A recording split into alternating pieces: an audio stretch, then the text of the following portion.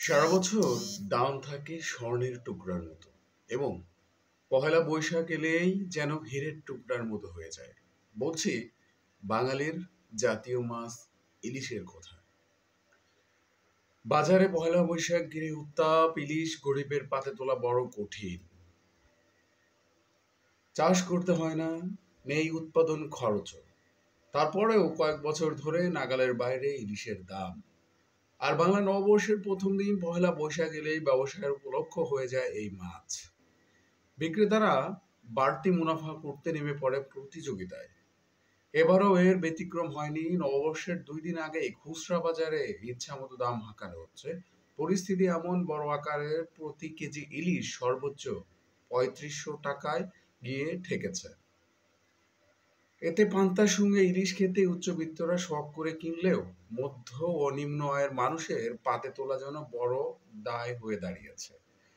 শুক্রবার ঢাকা, চট্টগ্রাম ও দেশের বিভিন্ন অঞ্চলের খুচরা বাজারে ঘুরে ক্রেতা ও বিক্রেতাদের সঙ্গে কথা বলে তথ্য জানা গেছে। রাজধানীর কাউরান বাজার, নয়াবাজার, মালিবাগ কাঁচা বাজার ও শান্তিনগর কাঁচা বাজার ঘুরে বিক্রেতাদের সঙ্গে কথা বলে জানা গেছে 1 কেজি ওজনের ইলিশ বিক্রি হচ্ছে 1800 থেকে 2400 টাকায়। 800 থেকে 900 গ্রামের ওজনের ইলিশ 1600 থেকে 1700 টাকায় বিক্রি হচ্ছে। 500-600 গ্রাম ওজনের ইলিশের জন্য গুনতে হচ্ছে 1300 থেকে 1500 টাকা। এছাড়া 1.5 কেজি ওজন ও তার বেশি ওজনের ইলিশ 2700 থেকে 3500 টাকায় বিক্রি হচ্ছে। তবে 1 কেজি 300 গ্রামের ইলিশ 2500 থেকে 2600 টাকায় বিক্রি করতে দেখা গেছে। চট্টগ্রাম থেকে আমাদের এক প্রতিনিধি জানিয়েছেন, পহেলা বৈশাখকে সামনে রেখে চট্টগ্রামের রূপালী ইলিশের দাম আকাশচুম্বী। খুচরা ব্যবসায়ীরা আধা কেজি ওজনের ইলিশের দাম হাঁকাচ্ছেন কেজি প্রতি 2000 থেকে 2500 টাকা।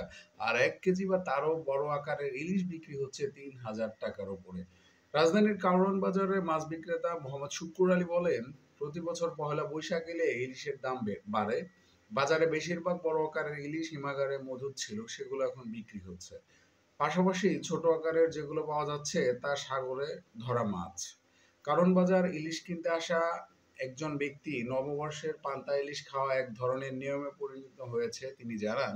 তাই পরিবারের জন্য 1.5 কেজি ওজনের 2টি ইলিশ কিনে বাড়ি ফিরছি, তবে গত বছরের তুলনায় দাম কিছুটা বেশি।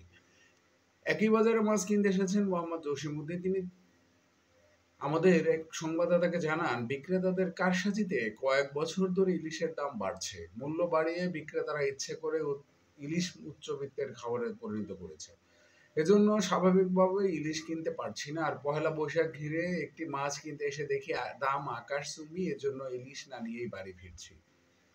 বন্ধুরা, এই যে ইলিশের যে এই চড়া বাজার, প্রথমেই বললাম যে এর কোনো উৎপাদন খরচ নেই, এর জন্য বাড়তি কোনো খাবারও দিতে হয় না। তাহলে ইলিশের দাম এত বাড়তি কেন?